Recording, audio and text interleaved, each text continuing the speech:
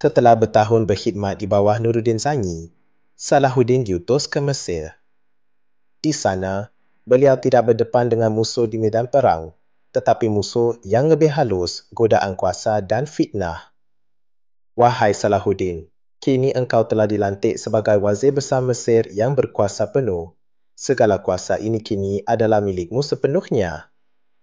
Kuasa itu hanyalah sebuah amanah yang berat. Apabila kuasa itu mula menjadi sumber kebanggaan diri, di situlah bermulanya bibit-bibit kejatuhan. Walaupun kuasa besar di tangannya, hati Salahuddin tetap tunduk kepada Allah yang Maha Esa. Di tengah kemewahan istana, beliau menghabiskan malam-malamnya dengan solat malam. Air mata mengalir membasahi pipinya sebagai tanda keinsafan.